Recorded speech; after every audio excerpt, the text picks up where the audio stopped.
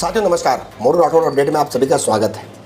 इन दिनों देखा जा रहा है कि रामगंज मंडी में जो भारी बारिश है वो भारी बारिश त्रासदी का रूप ले रही है और रामगंज मंडी क्षेत्र के कुछ इलाके ऐसे हैं जो जल भराव की स्थिति से बाढ़ की हालात में तब्दील होते जा रहे हैं।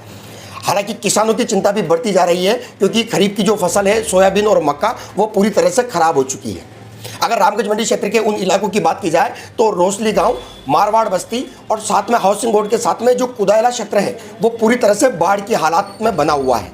हालांकि पहले भी जो 17 जुलाई को जो बारिश हुई थी तब भी ऐसी विकट समस्या आई थी, लेकिन 10 दिन हो जाने के बावजूद भी जब बारिश का दौर फिर से आया और फिर से वही स्थिति बन गई। इसका मतलब साफ जाहिर है कि प्रशासन की लापरवाही के चलते ये स्थिति बनी हुई है। हमारे बीच में यूथ कांग्रेस के विधानसभा अध्यक्ष विक्रम सिंह भदौरिया है। आइए उनसे बात करते हैं कि ये जो इतनी लापरवाही जो प्रशासन बरत रहा है ऐसा क्यों हो पा रहा है और ग्रामीण कितने ज़्यादा परेशान हो रहे हैं। आइए बात करते हैं। भदौरिया जी, आप भी खुद देख रहे होंगे कि रामगंज मंडी क्षेत्र में जो बाढ़ की स्थिति बन रही है, जलभराव की स्थिति बन रही है, ग्रामीण परेशान हो रहे हैं। कुदायला आपकी ग्राम पंचायत रही है, आपके जो पिताजी थे वो वहाँ के पूर्व में सरपंच भी रहे हैं और आपका वहाँ पर आना जाना लगा ही रहता है। किस तरह के हालात बने हुए हैं और अभी तक वो हालात दुरुस्त क्यों नहीं हो पा रहे हैं?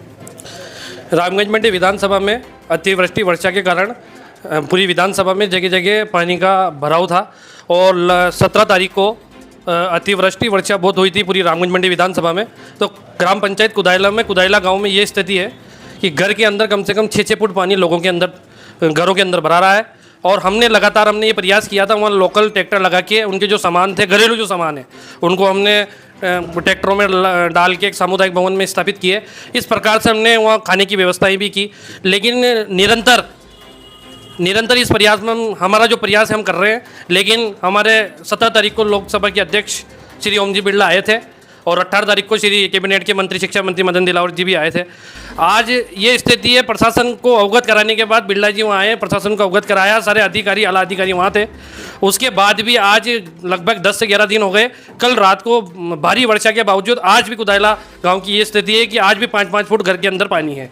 तो प्रशासन इसको मुक्त दर्शक होकर देख रहा है। ये सरकार क्या कर रही है? मैं सरकार के मैं ये बात रखना चाहता हूँ, सरकार क्या कर रही है?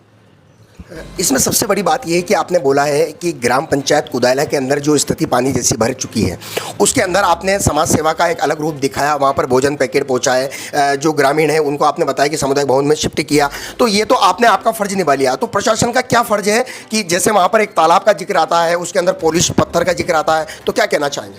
मैं आपसे ये निवेदन करना चाहता हूँ, पूर्व में भी सरपंच रहे, उन्होंने बरसात से पहले ही उस खाल में जो पॉलिश डालते हैं फैक्ट्री वाले उसको सफाई कराते थे।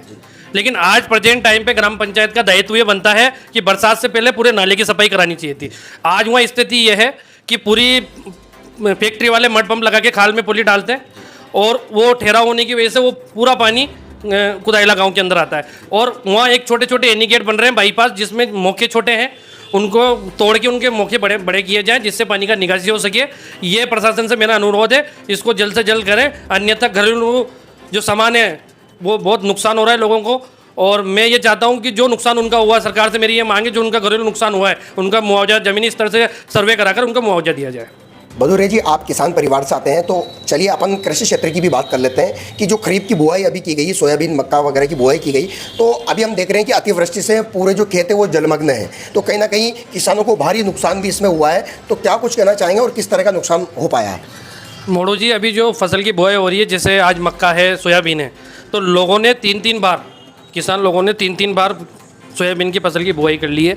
उसके बावजूद भी आज अतिवृष्टि वर्षा होने के कारण खेतों के अंदर बहुत पानी है और उससे पूरी फसल नष्ट हो रही है। लगभग 8,000 रुपये कुंटल इसका बीज आता है और आज किसान कैसे भी करके पैसे की व्यवस्था करके बुआई करता है। आज किसी के 5 बीघा है, किसी के 10 बीघा है, लेकिन उसमें बहुत नुकसान हो रहा है।